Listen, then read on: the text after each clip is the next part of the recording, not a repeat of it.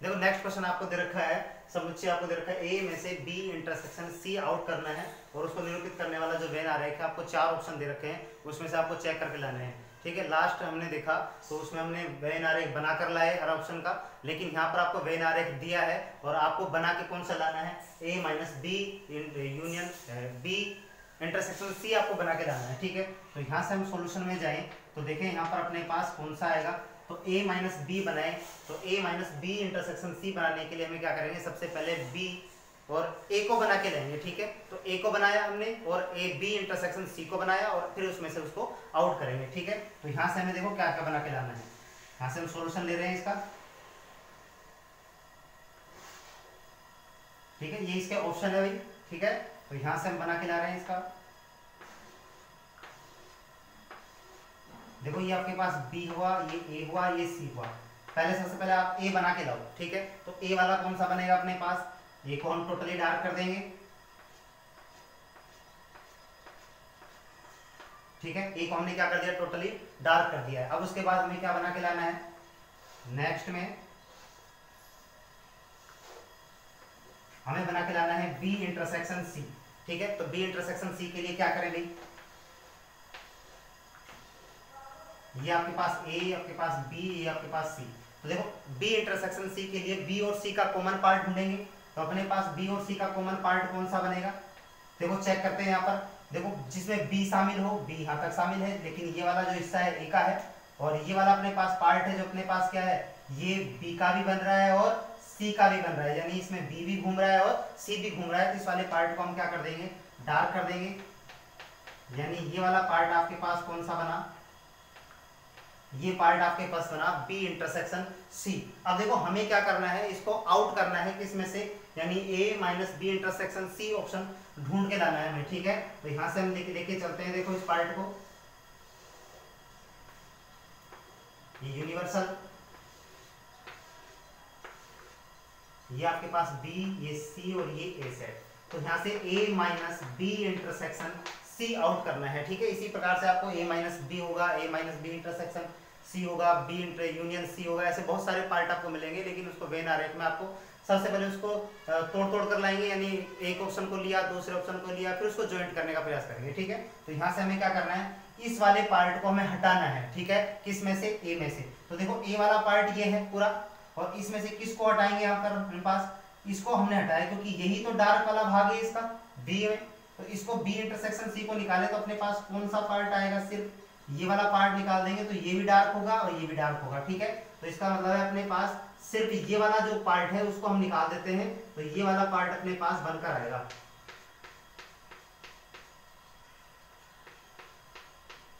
देखो यहां से अपने पास हमने सिर्फ किसको निकाला है, B इंटरसेक्शन C को निकाला है, ये वाला जो टुकड़ा है यहाँ से आउट हो गया, अपने पास क्या बनेगा, A minus B intersection C। अब हम ऑप्शन ढूंढते हैं। देखो यहाँ पर देखो ये वाला पार्ट अपने पास, जिसमें अपने पास क्या दे रखा है, B और A दोनों का कॉमन पार्ट है, लेकिन यहाँ पर ऐसा नहीं बन रहा है। तो देखो यहाँ से अपने पास ये इसका मैच नहीं करता है।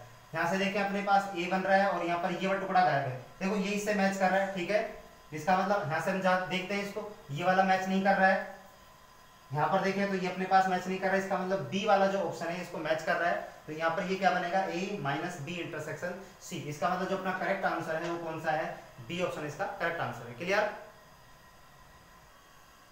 देखो यहाँ से अपने पास दे रखा है निम्नलिखित में से कौन से संग्रह समुच्चय हैं, यानी आपके पास समुच्चय की जो डेफिनेशन को पूरी तरह से डिफाइन करने वाले एग्जांपल्स हैं, उनमें से कौन कौन से एग्जांपल्स ये करेक्ट हैं। तो देखो पहले ऑप्शन में अपने पास दे रखा है कि 8 से कम सम प्राकृत संख्या है, तो 8 से कम प्राकृत संख्याएं डेफिनेटली उनको बना सकते हैं, और 8 से कम जो सम प्राकृत संख्या बनेंगी 2, 4 और 6 बनेंगी। इसका मतलब इसको हमें अच्छी तरीके से इसको डिफाइन कर सकते हैं। इस केस में अपने पास क्या होगा, ये वाला पार्ट अपने पास इसको हम अच्छी तरीके से डिफाइन कर पाए, इसलिए अपने पास ये समुच्चय की श्रेणी में आता है, इसलिए अपने पास ये संग्रह समुच्चय का हिस्सा है। क्लियर। तो इसका मतलब है पहला पार्ट आपके पास जो है वो संग्रह समुच्चय का हिस्सा बनेगा।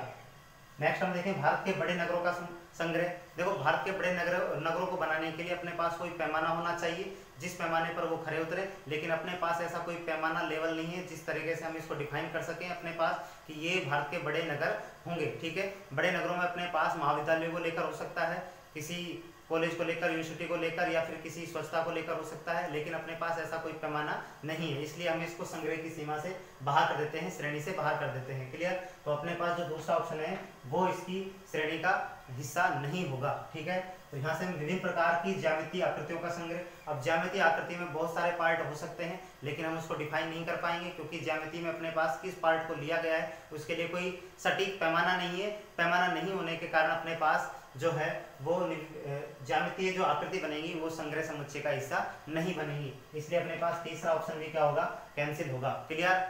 यहाँ से अपने पास बन रहा है संख्या 46 को विभाजित करने वाली पूर्ण संख्याओं का संग्रह, और पूर्ण संख्याओं में अपने पास 46 को हम आसानी से क्या कर सकते हैं, इसको विभाजित करने वाले पार्ट बना सकते हैं। तो 46 के अगर हम देखें तो इसके फैक्टर करने वाले हों तो ये +-1 से डिवाइड हो सकता है आसानी से। ठीक है, और ये इसमें +-2 से भी इसको डिवाइड कर सकते हैं। 3 से ये डिवाइड नहीं होगा, 4 से नहीं होगा, 5, 6, 7, 8 से नहीं हो रहा है, 9 से नहीं हो रहा है, 10, 11, 12, 13, 14 इससे नहीं हो रहा है, लेकिन अपने पास ये किससे हो रहा है, ये अपने पास 23 से डिफाइन हो रहा है, जो प्लस माइनस करके बनाता है। और इसी प्रकार से हम +-46 से भी इसको क्या कर सकते हैं, डिवाइड कर सकते हैं। तो अपने पास इनका एक संग्रह बनाकर हम इसको डिफाइन कर सकते हैं। एक सटीक पैमाना है अपने पास, एक सटीक रिजल्ट है, इसलिए अपने पास ये संग्रह समुच्चय की सीमा के अंतर्गत आता है। क्लियर? तो अपने पास ये जो ऑप्शन 4 है ये भी इसका करेक्ट हिस्सा है, जो इसके संग्रह समुच्चय के रूप में आता है। ठीक है, इसका एग्जाम्पल बनता है विश्व के 20 क्रिकेट के बल्लेबाजों का संग्रह। अब अपने पास विश्व के 20 क्रिकेट के बल्लेबाज हैं, वो कोई भी श्रेणी के हो सकते हैं, वो अपने पास रनों की श्रेणी में हो सकते हैं वो अपने पास किसी अन्य पार्ट में वो अच्छे तरीके से डिफाइन हो सकते हैं, लेकिन इसका कोई सटीक पैमाना नहीं है, क्योंकि इसके लिए अपने पास जो 20 क्रिकेट के बल्लेबाज हैं वो आपको नहीं कहा कि वो रनों की सीमा के लेकर कहा है, यानी अपने पास रनों को लेकर कहा है या फिर किसी भी पार्ट को लेकर कहा है, मैचों को लेकर कहा है, लेकिन यहाँ पर अच्छी तरीके से ये डिफाइन नहीं किया गया है कि इसमें जो अपने पास संग्रह समुच्चय बन रहा है वो क्या इसके लिए कोई पैमाना है। लेकिन पैमाना नहीं होने के कारण हम कह सकते हैं कि जो 20 क्रिकेट के बल्लेबाज हैं विश्व के, उसका एक अपने पास क्या नहीं है, एक सटीक पैमाना नहीं है, इस कारण से अपने पास ये संग्रह समुच्चय की सीमा से बाहर हो जाता है। ठीक है, इसी प्रकार अपने पास रखा है सभी पूर्णांकों का समुच्चय। पूर्णांक हम डिफाइन कर चुके हैं। अपने पास जो पूर्णांक होते हैं आपने भी देखा होगा कि पूर्णांक में अपने पास सभी प्लस माइनस की सभी संख्याएं चलती है। तो मान लो जैसे हमने लिया अपने पास यहाँ से पार्ट लेके चले -, -1, 0, 1, 2, 3 और डॉट करके अपने पास इसको डिफाइन कर सकते हैं, यानी इसका एक संग्रह बनता है जो एक अपने पास सटीक पैमाना है। इस केस में अपने पास हम कह सकते हैं सभी पूर्णांकों का जो संग्रह वो अपने पास क्या है, संग्रह समुच्चय की सीमा के अंतर्गत आता है। क्लियर? यहाँ से हम देखें कवि कालिदास द्वारा रचित काव्यों का संग्रह। डेफिनेटली कवि कालिदास द्वारा रचित गए जो संग्रह हैं उनको हम अच्छे से डिफाइन कर पाएंगे, क्योंकि पर्टिकुलर किसी पर्सन द्वारा लिखे गए हैं और उसके अपने पास जो क्या अपने पास जो रचित काव्य हैं वो एक क्या होंगे, जो फिक्स होंगे वैल्यू, और वो अपने पास जो फिक्स होंगी उनका एक सटीक पैमाना होगा, और उसके द्वारा जो लिखी गई है पर्टिकुलर पर्सन के द्वारा, तो अपने पास उसको हम संग्रह सीमा के अंतर्गत रख सकते हैं, यानी संग्रह समुच्चय बना सकते हैं। ठीक है, अगर ये अपने पास ये कवि कालिदास ना होकर अपने पास होता कि कवि द्वारा रचित काव्यों का संग्रह, तो डेफिनेटली ये संग्रह समुच्चय की सीमा से बाहर हो जाता, क्योंकि अपने पास कवि किसी भी प्रकार का हो सकता है और वो अपने पास उसका कोई लेवल नहीं है, उसका अपने पास कोई माप नहीं है, कोई अपने पास ऐसा पैमाना नहीं है जिससे हम डिफाइन कर सकें कि उसके द्वारा रचित जो काव्य है वो एक संग्रह को बनाता है। ठीक है, इसलिए अपने पास अगर वो कवि कालिदास द्वारा रचित है तो डेफिनेटली वो संग्रह समुच्चय बनाता है। अगर अपने पास वो कवि द्वारा रचित काव्यों का संग्रह है तो डेफिनेटली वो संग्रह समुच्चय नहीं बना पाएगा, क्योंकि उसके पास कोई सटीक पैमाना नहीं होगा। अब अपने पास ये कवि कालिदास द्वारा है तो डेफिनेटली इसको हम क्या कहेंगे कि संग्रह समुच्चय बनाता है। ठीक है, भारतीय संस्कृति में योगदान देने वाले महापुरुषों का संग्रह, ये भी उसी प्रकार से अपने पास, क्योंकि भारतीय संस्कृति में जो योगदान देने वाले हैं वो बहुत सारे महापुरुष हो सकते हैं, लेकिन उसके लिए कोई पैमाना नहीं है, और पैमाना नहीं होने के कारण ये संग्रह समुच्चय की सीमा से बाहर हो जाता है, इसलिए अपने पास ये ऑप्शन भी इसका रॉन्ग है। ठीक है, तो अपने पास क्या हुआ, पहला ऑप्शन सटीक हुआ कि 8 से कम संप्राकृत संख्याओं का संग्रह है, डेफिनेटली हम उसको अच्छे से डिफाइन कर पाएंगे। ठीक है, यहाँ से हमने देखा कि अपने पास सभी पूर्णांकों के संग्रह को अच्छे से डिफाइन कर पाएंगे। यहाँ कवि कालिदास द्वारा रचित काव्यों का संग्रह अच्छे से डिफाइन कर पाएंगे। ठीक है, इस प्रकार से अपने पास संख्या 46 को विभाजित करने वाले पूर्ण संख्याओं को संग्रह में हम शामिल कर पाएंगे, इसलिए अपने पास ये ऑप्शन इसके करेक्ट हैं। क्लियर? देखो अपने पास नेक्स्ट क्वेश्चन दे रखा है, निम्नलिखित समुच्चयों को रोस्टर रूप में लिखना है। ठीक है, तो अपने पास पहला पार्ट दे रखा है, सॉल्यूशन देखते हैं इसका। देखो ए सेट आपको दे रखा है x such that x belongs to natural number, ठीक है। और यहाँ से अपने पास 2 is less than equal to x less than equal to 9 है। जब नेचुरल नंबर दे रखा है तो डेफिनेटली जो अपने पास सेट बनकर आएगा वो 2 3 4 5 6 7 8 और 9, क्योंकि यहाँ पर दे रखा है अपने पास लेस देन इक्वल टू, और देखो यहाँ पर इक्वल टू साइन दे रखा है, इसलिए अपने पास 2 भी शामिल होगा और 9 भी शामिल होगा। क्लियर? तो अपने पास पहला जो ऑप्शन है वो ए सेट बन गया, ठीक है। बी सेट के लिए देखो अपने पास यहाँ पर आपको क्या दे रखा है, देखो x 2 अंकों की एक प्राकृत संख्या है जिसके अंकों का योग कितना है 6 है। तो डेफिनेटली प्राकृत संख्या जहाँ से स्टार्ट होंगी 1 से स्टार्ट होंगी, तो हम क्या करेंगे 1, और जो अपने पास प्राकृत संख्याओं का जो योग है वो कितना करना है 6 करना है। इसका मतलब डेफिनेटली यहाँ पर कितना आएगा 1 5, तब इन अंकों का योग कितना होगा 6। अब आपको 1 से स्टार्ट करके ले जाना है, ठीक है।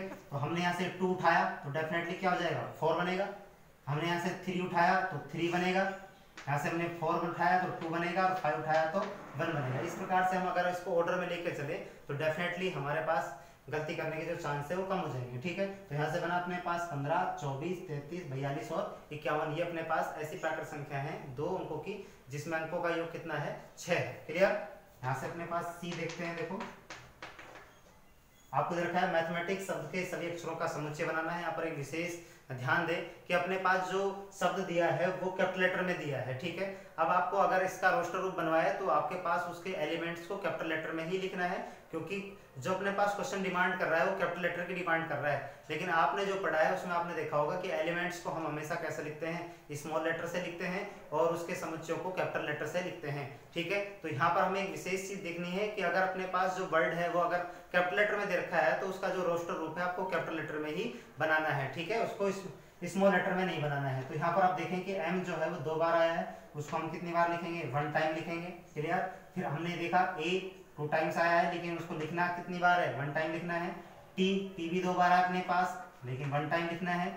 h 1 टाइम आया है, ठीक है। e 1 टाइम, उसके बाद m ले चुके, a ले चुके, t ले चुके, i और c और s, ठीक है। इस प्रकार से हमें इसको कैपिटल लेटर में ही लिखना है। विशेष ध्यान देना है कि अपने पास समुच्चय में उसके एलिमेंट्स को लिखने के लिए स्मॉल लेटर का यूज करते हैं हम, लेकिन अगर क्वेश्चन की डिमांड कैपिटल लेटर में आपको वर्ड दिया है और उसको रोस्टर रूप में चेंज करवा रहा है तो डेफिनेटली उसको रोस्टर रूप जो बनेगा उसका कैपिटल लेटर में ही हमें बना के लाना है। क्लियर? तो यहाँ से हम देखें डी अपने पास क्या सेट बनेगा। आपको दे रखा है x एक प्राकृत संख्या अभाज्य संख्या है जो 50 से छोटी है, ठीक है। तो सबसे पहले हम इसके अभाज्य संख्याओं को हमने पहले भी ये पढ़ चुके हैं। देखो 1 अपने पास एक अभाज्य संख्या है, ठीक है। 2 भी एक अभाज्य संख्या है, सम अभाज्य संख्या की श्रेणी में आती है, ठीक है। 3 आया अपने पास, 5 आया, 7 11 13, ठीक है। इसके बाद आया अपने पास 17 19 और अपने पास 23, अपने पास आया 29 31 37 41 43 और 47। अपने पास ऐसे नंबर्स हैं जो अपने पास इनका हम डिस्प्यूट नहीं कर सकते, इसको तोड़ नहीं सकते, ठीक है। तो इनके फैक्टर नहीं कर सकते। देखो 1 अपने पास, ठीक है। 2 1 नंबर अपने पास हमेशा ऑलवेज क्या होता है एक कॉमन अपने पास एक डिजिट है जो अपने पास सभी का क्या होता है प्राइम नंबर होता है, ठीक है, अभाज्य संख्या। 2 एक ऐसी संख्या है जो अपने पास समअभाज्य संख्या कहलाती है। 3 हो गया, 5 हो गया, 7 11 13 17 19 23 29 31 37 41 43 और 47 ऐसी संख्या है जो क्या है प्राकृत संख्याओं में एक अभाज्य संख्या की श्रेणी में आती हैं। क्लियर? देखो नेक्स्ट क्वेश्चन आपके पास दे रखा है, यदि ए सेट दे रखा है 1 2 3 4 5 6 और बी सेट दे रखा है 2 3 4, सी सेट दे रखा है 4 6 8 10, ठीक है। तो आपको ये बताना है कि इनमें कौन सा चिन्ह यूज होगा। क्लियर? तो यहाँ से हम देखें, देखो अपने पास जब एलिमेंट्स होते हैं तो एलिमेंट्स का सेट से जो रिलेशन होता है वो बिलोंग्स टू और डज नॉट बिलोंग्स टू से होता है, ठीक है। और अपने पास सेट का सेट से जो रिलेशन है वो वहाँ से निकाल के लाना है हमें सबसेट से, या उसका अपने पास सुपर सेट से रिलेशन होता है, ठीक है। तो हमारे पास जो कंडीशन है हमने कौन कौन से पढ़े हैं यहाँ पर। देखो सेट्स के बीच में हमने इंटरसेक्शन पढ़ा, यूनियन पढ़ा, हमने उसका डैश पढ़ा जिसे पूरक बोलते हैं, और हमने उसका अंतर पढ़ा डिफरेंस जिसको माइनस चिन्ह से हम डिनोट करते थे, ठीक है। तो इस तरीके से हमने इसको सिंबल्स पढ़े हैं, उन सिंबल्स का हमें यूज करना है। देखो 4 क्या ए का हिस्सा है, यानी जो 4 एलिमेंट्स है वो ए का हिस्सा है कि नहीं, इसका मतलब हम उसमें क्या लगा देंगे बिलोंग्स टू लगा देंगे, ठीक है। 5 क्या बी का हिस्सा है, नहीं है, इसका मतलब डज नॉट बिलोंग्स टू, हम इसको तिरछी लाइन से काट देंगे, ठीक है। 2 चेक करो कि ए का हिस्सा है कि नहीं, बिल्कुल ए का हिस्सा है इसलिए बिलोंग्स टू लगा देंगे। 3 बी का हिस्सा है, डेफिनेटली है, इसका मतलब बिलोंग्स टू लगा देंगे। और 4 सी का हिस्सा है, डेफिनेटली है, इसका मतलब बिलोंग्स टू लगा देंगे। क्लियर? यहाँ से अपने पास देखें तो बी और डैश डैश करके ए दे रखा है, इसका मतलब यहाँ पर बिलोंग्स टू वर्ड यूज नहीं करेंगे, क्योंकि बिलोंग्स टू जो होता है वो एलिमेंट्स के लिए, सेट के लिए यूज होता है। ठीक है, यानी एलिमेंट्स जो हैं वो सेट में से हों। जैसे हमने अपने पास ऑप्शन अपने पास 1 2 पढ़े और उसमें हमने देखा कि एलिमेंट्स जो हैं वो सेट के साथ रिलेशन बना रहे हैं, इसलिए हम उसमें बिलोंग्स टू वर्ड यूज कर रहे हैं। ठीक है, तो यहाँ से हमें बिलोंग्स टू वर्ड यूज नहीं करना है, हमें यहाँ से क्या यूज करना है, सेट और सबसेट का यूज करना है। तो यहाँ से हम देखें कि बी के जो एलिमेंट्स है क्या ए में है, बी के जो एलिमेंट्स है 2 3 4, तो 2 3 4 डेफिनेटली बी एक सबसेट है और ए क्या है, सुपरसेट है। तो हम यहाँ पर यूज कर सकते हैं कि अपने पास बी सबसेट ऑफ ए, यानी बी सबसेट ऑफ ए का मतलब है कि बी एक सबसेट है और ए क्या है, उसका सुपरसेट है। क्लियर? इसी प्रकार से हम देखें कि अपने पास जो ए है वो सी में से है, डेफिनेटली नहीं है, इसलिए उसको हम क्या लिख देंगे, डज नॉट सबसेट। ठीक है, यानी उसका सबसेट नहीं है, क्योंकि अपने पास ए के जो एलिमेंट्स हैं टोटली बी में डिफाइन नहीं है, इसलिए हम इसको क्या लिखेंगे भाई, इसका जो ईच एलिमेंट्स है उस सी में डिफाइन नहीं है, इसलिए उसका सबसेट नहीं है। क्लियर? यहाँ से अपने पास देखें a माइनस बी, तो हम इसको यहाँ से a माइनस बी इसका सॉल्यूशन निकाल लेते हैं। देखो इसका solution a minus B equal क्या होगा, तो यहाँ से हम देख लेते हैं b, यानी a बना अपने पास 1 2 3 4 5 6 माइनस, और ये अपने पास बना 2 3 4। तो देखो अपने पास क्या बनकर आता है, तो a में से हमें ये 2 3 4 निकालने हैं, तो अपने पास क्या बना, डिफरेंस हमने पढ़ा है 1 2 3 4 आउट हो गया, तो 5 6 बना, तो अपने पास क्या बन गया 1 5 6। तो अपने पास यहाँ पर देखें तो सी के साथ रिलेशन बना रहेगा। ठीक है, तो यहाँ पर ये सी के साथ इक्वल नहीं है, तो यहाँ पर हम नॉट इक्वल लगा सकते हैं। ठीक है, कि इसका हिस्सा नहीं है। क्लियर? तो यहाँ से अपने पास सबसेट नहीं लगा सकते क्योंकि अपने पास ये इसका हिस्सा नहीं है, तो अपने पास नॉट इक्वल भी यूज कर सकते हैं। ठीक है, तो यहाँ से देखें ए बी, और इसमें आपको दे रखा है डैश डैश और इक्वल दे रखा है बी, तो देखो ये तब दो कंडीशन से आ सकता है, या तो अपने पास ए का इंटरसेक्शन बी के साथ हो, या फिर ए यूनियन बी बनकर आए, तब ऐसा हो सकता है। ठीक है, तो इसके लिए हम दो ऑप्शन अपने पास देख लेते हैं। सबसे पहले ए यूनियन बी बना के लाएं, तो हम चेक करेंगे अपने पास क्या बनकर आता है। देखो यहाँ से अपने पास बना 1 2 3 4 5 6 और यूनियन 2 3 4। ठीक है, तो यहाँ से अपने पास क्या बनकर आया 1 2 3 4 5 6, यानी हम कह सकते हैं वापिस ए सेट आ गया है। तो यहाँ से अपने पास क्या आ रहा है बी, इसका मतलब है कि यहाँ पर ये वाला ए यूनियन बी नहीं निकलेगा, तो इस केस में हम क्या निकालें, इंटरसेक्शन निकाल कर देखें। तो इसका देखो सेकंड सॉल्यूशन अपने पास, तो यहाँ पर अपने पास क्या ए इंटरसेक्शन बी निकाला, तो क्या बना 1 2 3 4 5 6 और इंटरसेक्शन 2 3 4। देखो इसका अपने पास इंटरसेक्शन निकाले तो डेफिनेटली जो इंटरसेक्शन है वो 2 3 4 ही आएगा, क्योंकि इंटरसेक्शन का मतलब क्या है, कॉमन एलिमेंट्स। तो अपने पास ये कौन सा सेट बनकर आया बी, तो definitely A intersection B equal B बना, तो यहाँ से हम कौन सा यूज करेंगे, इंटरसेक्शन, ना कि हम यूनियन यूज करेंगे। क्लियर? तो इसके सॉल्यूशन अपने पास हो गए। ठीक है, इसका अपने पास हम आगे बढ़ेंगे। देखो b माइनस सी, तो ये अपने पास जो सॉल्यूशन है वो किसका सॉल्यूशन था, ये तो सॉल्यूशन था अपने पास 5th का। ठीक है, अब 6 का सॉल्यूशन देखते हैं। देखो 6 का सॉल्यूशन अपने पास क्या बना b माइनस सी, तो b माइनस सी का मतलब है 2 3 4 माइनस 4 6 8 और 10। देखो यहाँ से अपने पास क्या बनेगा, हमने देखा कि 2 यहाँ पर एलिमेंट्स नहीं है, तो इसका मतलब 2 एच जाएगा, 3 भी नहीं है, 3 भी एच जाएगा, और 4 है, 4 कैंसिल हो जाएगा, तो इसका मतलब बना ये 2 3। ठीक है, तो यहाँ से अपने पास देखें b माइनस सी, तो ये इसके क्या है, नॉट इक्वल है, तो हम इसमें क्या लगा देंगे, डज नॉट इक्वल। ठीक है, तो यहाँ पर अपने पास इस सेट का इस एलिमेंट्स में से हिस्सा नहीं है, दोनों इक्वल नहीं है। क्लियर? तो यहाँ से अपने पास नेक्स्ट बढ़ेंगे, तो ए बी इंटरसेक्शन सी निकाले, तो क्या बनकर आया, देखो ये अपने पास 7 ऑप्शन है, b इंटरसेक्शन c, तो b अपने पास बना 2 3 4 और इंटरसेक्शन c 4 6 8 और 10। तो इनका जो इंटरसेक्शन है वो क्या बनकर आएगा, डेफिनेटली एलिमेंट्स जो है वो 4 कॉमन है। ठीक है, क्या बनेगा यहाँ पर b और c का जो इंटरसेक्शन है वो 4 एलिमेंट आपको देकर जा रहा है, तो इसका जो आंसर हुआ अपने पास 4 एलिमेंट्स के साथ हुआ। ठीक है, तो यहाँ से अपने पास b यूनियन c बनाओ पहले, तो इसका तो यहाँ से हम b यूनियन c बना लेते हैं नेक्स्ट के लिए, जो अपने पास 8 ऑप्शन है इसका, तो बी यूनियन सी बनाओ। तो बी यूनियन सी क्या बनेगा, 2 3 4 यूनियन 4 6 8 और 10। तो इसका जो अपने पास यूनियन बना वो बना 2 3 4 6 8 और 10। ठीक है, तो यहाँ से अपने पास बी यूनियन सी बन गया। उसमें से आपको ए सेट आउट करना है, तो देखो क्या बना, बी यूनियन सी माइनस ए इक्वल 2 3 4 6 8 और 10 माइनस 1 2 3 4 5 और 6। ये आपको एलिमेंट्स आउट करने हैं। ठीक है, तो यहां से हम चेक करते हैं। देखो 2 से 2 यहां से निकल गया, 3 भी निकल गया, 4 भी निकल गया और 6 भी निकल गया। तो क्या बचेगा अपने पास 8 और 10। ठीक है, तो अपने पास इसका जो सॉल्यूशन है वो कौन सा हुआ, 8 और 10। तो यहाँ पर अपने पास क्या आएगा, 8 और 10 एलिमेंट्स हम यहाँ पर लिख देंगे। क्लियर, तो यहाँ पर अपने पास ये क्वेश्चन कंप्लीट होता है। क्लियर।